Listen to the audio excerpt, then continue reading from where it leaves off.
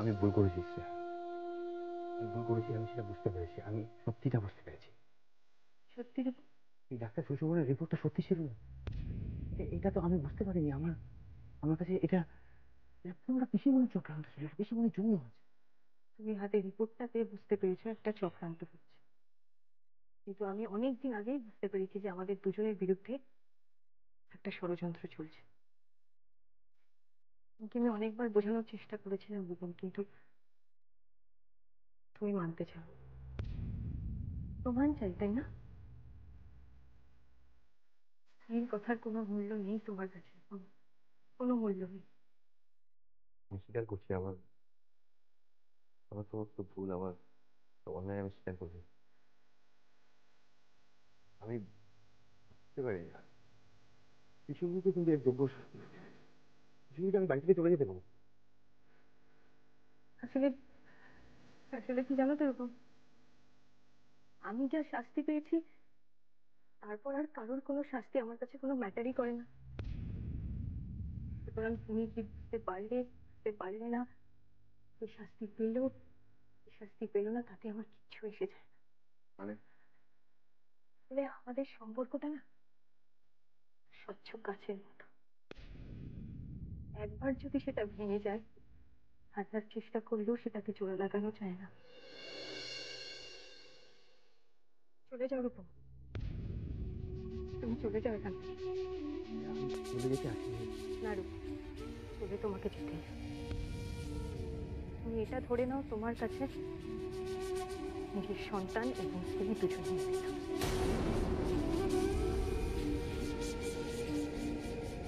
কি বলছো?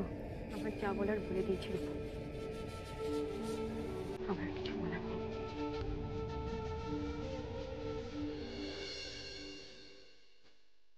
তোমার সন্তানের বাবা পুরনো প্রেমিক নাকি? তোমার পুরনো প্রেমিকের নতুন কেউ, কে বলো?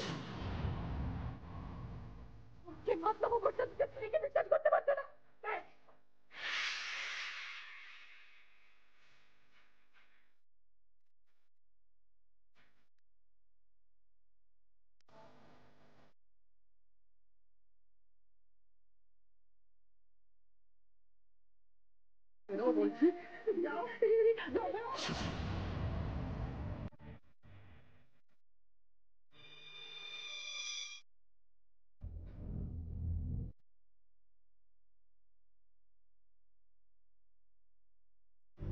কেন করলি এসব? কি লাভ পেলি বলতো? কি লাভ পেলি তুই এসব করে? রাম, যে মানুষটা নিজের ছেলে মেয়েদের ভালো পর্যন্ত চায় না, সে এসেছে জ্ঞান দিতে। আর ভাবলে হাসি পায়। তা আগে আমি মানুষটা খারাপ ছিল, এখন আমি অনেক বদলে গেছি। সত্যি আমি খুব খারাপ ছিলাম, এখন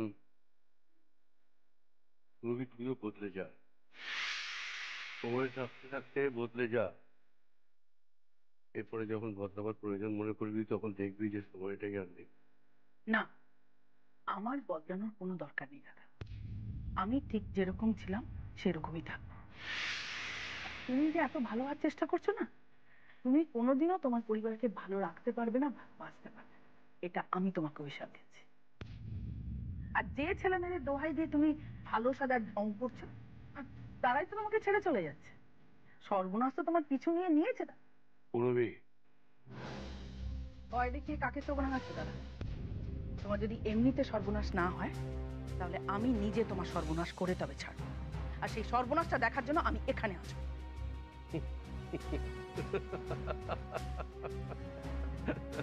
হাসছো, ভাবছো আমি মজা করছি না? না আসলে একটা প্রবাদ মনে পড়ে গেল।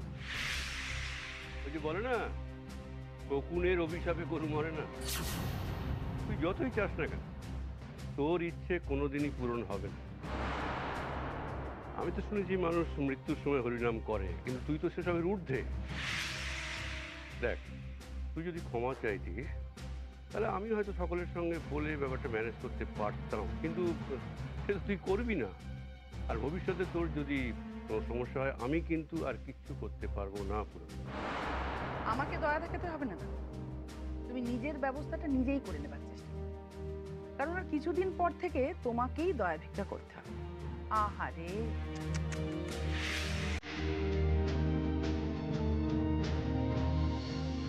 ও ব্যাপারটা হচ্ছে যে দাদা, আমাদের পার্টি অফিস ভাঙচুর করা হয়েছে। কে করেছে সব? অপোনেন্ট দল। মানে মানে ওই ওদের দলের লিডার, আপনাদের মেয়ে। দিনের পর দিন ডেঞ্জারাস হয়ে যাচ্ছে। হ্যাঁ, কিন্তু আমাদের তো যেভাবে হোক এটা রুখতে হবে, নাহলে ভোটের আগেই তো আমরা ব্যাকফুটে চলে যাবো। কি করা যাক কিছুই তো মাথায় আসছে না। আচ্ছা ঠিক আছে, তুমি যাও, আমি দেখছি। ঠিক আছে দাদা। একটা আইডিয়া এসেছে, সাপও মরবে, লাঠিও ভাঙবে না। কি? দেখো, যেভাবে হোক বেবি আর তার শ্বশুরবাড়ির পুরো ফ্যামিলির ইমেজটাকে খুব খারাপ ভাবে নষ্ট করবে। ইমেজ নষ্ট করবে? কিন্তু কিভাবে বললে? সেটা তুমি আমার উপর ছেড়ে দাও। যা করার আমিই করব। এত সহজে প্রমীলা সরকার কোনোদিনও হার মানেনি, আর মানবেও না।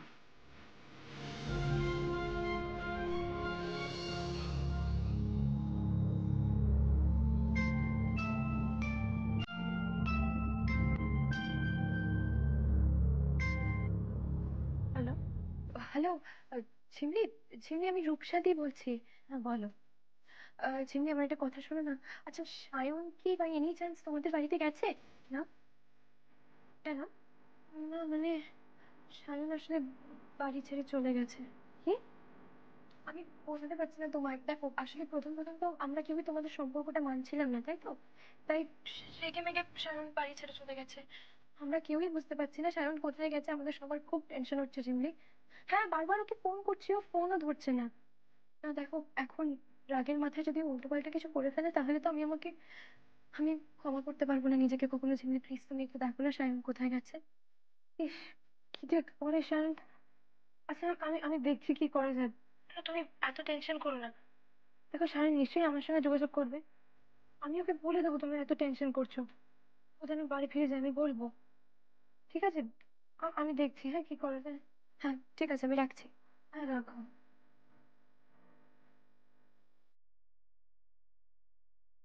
সায়ন আমার জন্য বাড়ি ছেড়ে গেছে? কেউ এতটা ভালোবাসে আমাকে, আমি কিনা দিনের পর দিন ওকে কষ্ট দিয়ে যাচ্ছে। সত্যি নিষ্ঠুরের মতো কাজ করেছি।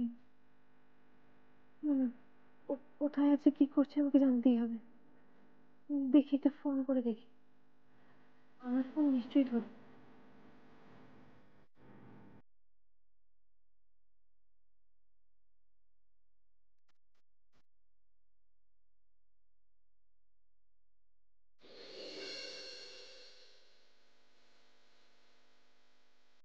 মা, হুম তোমার জন্য চা। হুম, দে।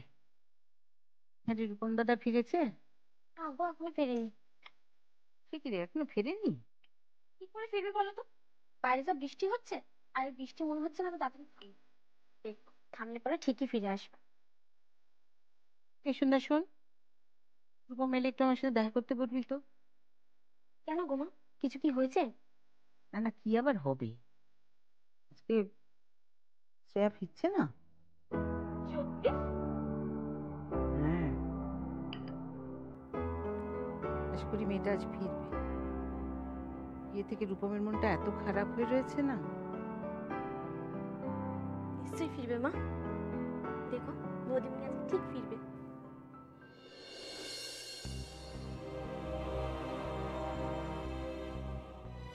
ঈশ্বর করুন তাই যেন হয়।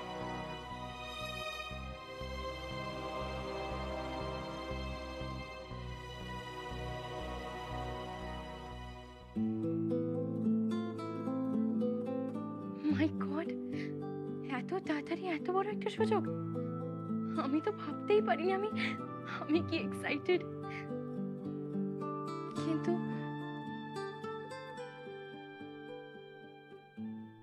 কিন্তু বাড়ির সবাইকে ছেড়ে আফ্রিকার তানজানিয়ার একটা গ্রামে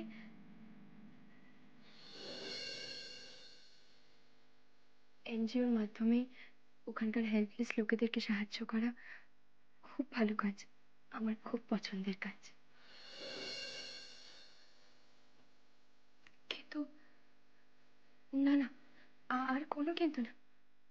রূপসা, তোমাকে বাড়তেই হবে, বাড়তেই হবে তোমাকে রূপসা। জীবনের সব অশান্তি ঝামেলা এগুলোর থেকে তো একটু দূরে থাকতে পারবো, আর নিজের কাজ নিয়ে ওখানে আমি নিজের মতন করে বাঁচতে পারবো। সবার সাথে ইমোশনাল রিলেশনটা তোর থেকেই পালন করা হবে, তাহলে তোর কোনো অব্লিগেশন থাকবে না। দাদা, হ্যাঁ হ্যাঁ, একবার দাদার সাথেই কথা বলতে হবে, দাদাই একমাত্র আমাকে সবচেয়ে ভালো গাইড করতে পারবে। যাই।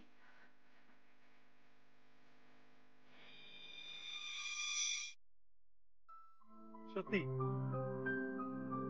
কি কি আনন্দ হচ্ছে না, নিজেকে নিজেকে কিরকম বিপ্লবী বিপ্লবী মনে হচ্ছে। সত্যি আপনারা এত পাগলামো করছেন না। আপনাদের যদি স্বাধীনতার সময় জন্ম হতো তাহলে যে আপনারা কি করতেন কে জানে। না না, আপনি যাই বলুন না কেন, বিশ্বনাথ বাবুকে মুখের উপরে জবাব দেওয়া গেছে, এটা একটা বেশ। সে ঠিক আছে, কিন্তু আমাদের একটা কথা মাথায় রাখতে হবে, ক্ষমতা হাতে পাওয়া ভালো, কিন্তু ক্ষমতার অপব্যবহার করা মোটেই ঠিক না। যাই হোক, আমি আজকে আসি, অনেক রাত হয়ে গেছে, আসি। কিন্তু আপনি যাবেন কি করে, বাইরে তো বৃষ্টি পড়ছে। ছাতা এনেছেন? ইচ্ছা, ছাতা তো আনিনি। আনেননি তো? দাঁড়ান, আপনার জন্য একটা জিনিস আছে। এ রাকেশ, নিয়ে এসো। এই নিন, এটা আপনার জন্য। ওয়ার্কিং কমিটি সিদ্ধান্ত নিয়েছে যে বৃষ্টিতে ভিজে যদি কারোর ভোটের প্রচারে কোনো বাধা না ঘটে তার জন্যই ছাতা। আর আজকে আপনার হাতেই এর শুভ উদ্বোধন। এই নিন। আচ্ছা, আজকে যে বৃষ্টি হবে আমি ছাতাও আনবো না, আর এটার উদ্বোধন সবই কি প্ল্যান মাফিক নাকি? দেখুন, সব জিনিস তো আর প্ল্যান করে করা হয় না, পরিস্থিতি বিচার করে তাৎক্ষণিক সিদ্ধান্তও নিতে হয় কিছু কিছু। আপনি ছাতা আনেন না এটা আমরা আগেই লক্ষ্য করেছি, আর এখন তো রোজই বৃষ্টি হচ্ছে, তাই এই ছাতা। তবে যাই বলুন, এই ছাতাটা কিন্তু বেশ সুন্দর দেখতে হচ্ছে।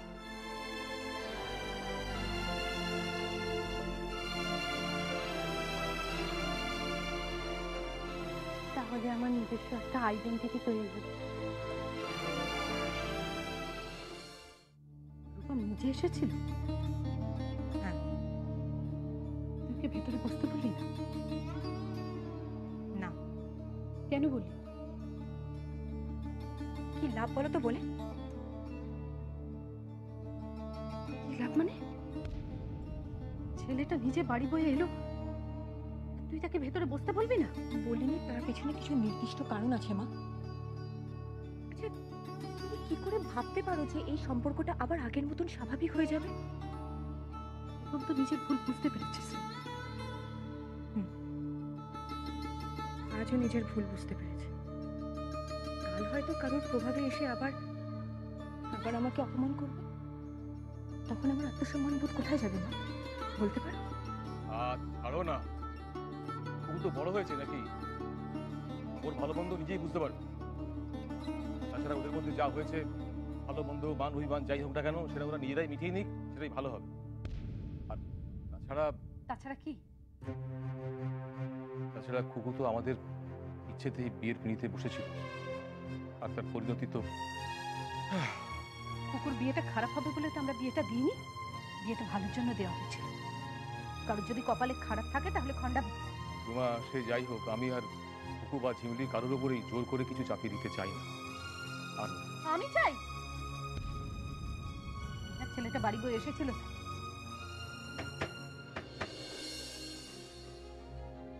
এত রাতে আবার কি? দরজা খুলুন, লোকাল থানা থেকে আসছি।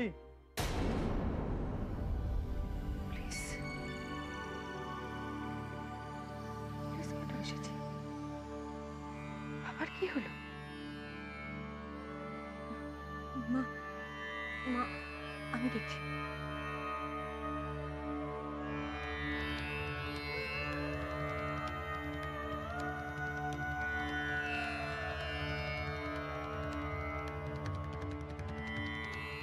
এ বাড়িতে ঝিমলি নামে কে আছে? শিমলি আমার মেয়ে। আমি ঝিমলির বাবা। শিবলিকে কেন খুঁজছেন? ও কি কোনো অন্যায় করেছে? ঝিমলি সম্পর্কে আরো কিছু ইনফরমেশন দরকার আমার। শিমলি বাড়িতেই আছে, আপনি যদি চান আমরা। যাক, ভালোই হলো। এক মিনিট, আমি আসছি।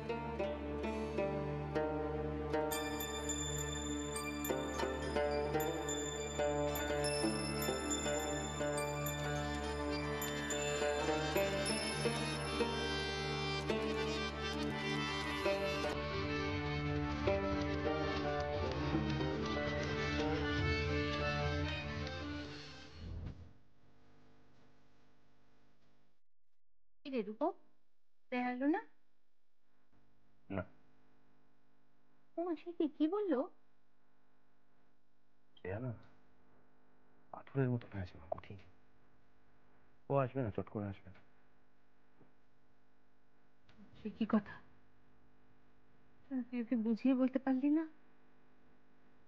ও যে আমাদের এই বংশের উত্তরাধিকার বহন করে নিয়ে চলেছে, তার বাবাকে ছাড়া আমাদের ছাড়া বড় হবে কি করে? এর উত্তরাধিকার বলতে আমি যাকে অস্বীকার করেছি, আমি অপবাদ দিয়েছি, ছুঁড়ে ফেলে দিয়েছি, তারপরে আমি কোন অধিকারে দাবি করব উত্তরাধিকার? তার থেকে এটাই ভালো, দূরে থাক। যা ভালোবাসা আছে সেটাও থাকবে, যেটুকু সুসম্পর্ক আছে থেকে যাবে। এত সহজে হেরে গেলে কিছু হবে না। ভালোবাসায় অনেক কষ্ট সহ্য করতে হয়। তুই এত সহজে হেরে যাস না রূপম। আমি হেরে গেছি মা। আমাকে শ্রেয়া ঘৃণা করে। আরে কি, আমি একবার যাবো কি বুঝিয়ে বলি? কি বলিস তুই? না না না, দরকার নেই। খুব বুঝবে না। আমি না পুরো ব্যাপারটা থেকে একটা জিনিস শিখলাম, জোর করে কিছু পাওয়া যায় না। জোর করে তুমি যা পাবে সেটা সাময়িক। ভালোবাসা না থাকলে হয়। আমি যেটা করেছি না, এটার জন্যই এই শাস্তিটা প্রাপ্য ছিল।